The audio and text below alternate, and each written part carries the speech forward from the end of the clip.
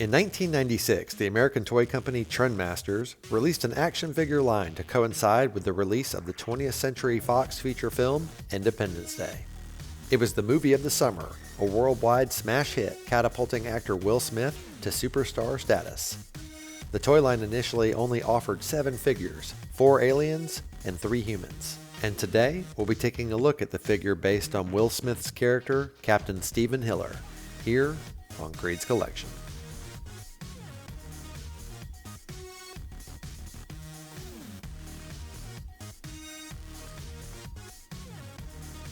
Hey, welcome back to another episode of Creed's Collection. Today we are looking at Captain Stephen Hiller from the 1996 toy line Independence Day by Trendmasters. Captain Hiller is one of the main heroes from the film, a Marine Corps pilot and NASA hopeful who survives a massive dogfight against the aliens, single-handedly captures one of them, and pilots the alien craft back to the mothership for the final assault. Of course, the character was portrayed in the film by Will Smith. And now that we know a little more about Captain Hiller, let's go ahead and dive in and take a closer look. The first thing I notice as we get closer is that this is actually a really good sculpt. I like the details on it, like the dog tags. I enjoy that the hands are molded to hold the weapons. We'll come back to that in just a second.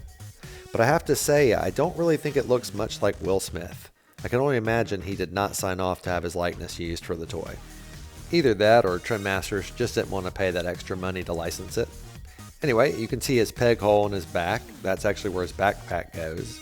But before we get into his backpack, let's go back to his hands. Now remember, I mentioned just a second ago they're molded to hold the guns. And it's done so well, his finger actually goes on the trigger.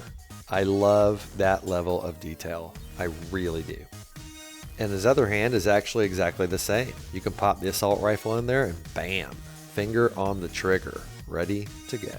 Also, if you look down here at his hip, he's got a little peg, and you can actually put his handgun there and holster it up. And while we're on the subject of his accessories, he comes with a missile launcher, 2 missiles, machine gun, handgun, Kevlar vest, backpack, and a flight helmet. That is a ton of gear. And we're going to start off by taking a look at his flight helmet up close. So this actually has a pretty good level of detail. It's got his call sign on there, Eagle, and also an eagle painted onto the side. Not bad, and it looks pretty sweet on him. In particular, I really like the mouthpiece, and the black visor over his eyes makes him look super cool.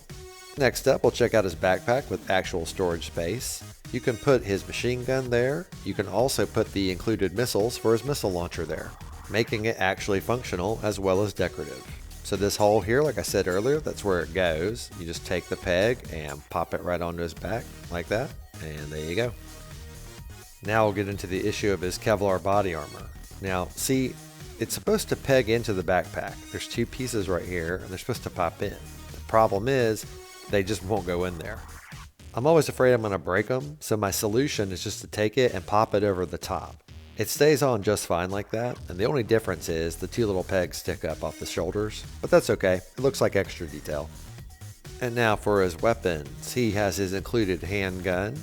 He also has his included machine gun with attached grenade launcher on the bottom there. Pretty spiffy. And then he also has a heavy machine gun with a rocket launcher strapped to the side of it. That makes no sense, and I love it. And here's the missile that it actually fires. You take it and you stick it in the front of the barrel like so and push it all the way down until it clicks into place. Now to fire it, you want to take the back of the missile and press down with your thumb, and it shoots out just like that. Here's another look in slow motion. There was one more included accessory. It was a mission disc that allowed you to play a game based on the Independence Day movie. Nowadays, this would most likely be an app you download to your phone. Now I'll go ahead and take a look at Captain Hiller's articulation. He's got legs that can go up in a 90 degree, and they go back as well, so you're able to put him into a split if you want. Now his arms are actually more articulated. He's got the shoulder joints that can go up and down, full 360 really if you want, but he also has a segmented forearm here that allows swivel and a segmented wrist here. So you get a little side arm action if you want, and then his head can look left and right, and that's it. That covers all of Captain Hiller's articulation. The copyright date is found on the back of his left thigh, 1996, made in China. And now for our He-Man size comparison. It looks like once again we have found a toy line that matches well with Masters of the Universe. Captain Hiller may be a little skinny, but he's perfectly in scale. Thank you so much for taking the time to watch my toy review for Captain Stephen Hiller from the 1996 toy line Independence Day by Trendmasters. While it's not the most accurate representation of the character from the movie, I do have to admit it's still a pretty great figure with some nice accessories. I feel like they borrowed a lot from G.I. Joe, and that's not a bad thing. If you enjoyed the video, please leave a thumbs up. And if you have any thoughts, please leave a comment. I love reading and responding to them. And while you're at it, if you haven't already, please consider subscribing. I'd really appreciate it, and it would help my channel grow. I review a toy from my vintage collection every Wednesday, so hope to see you next week and every week after, here on Creed's Collection.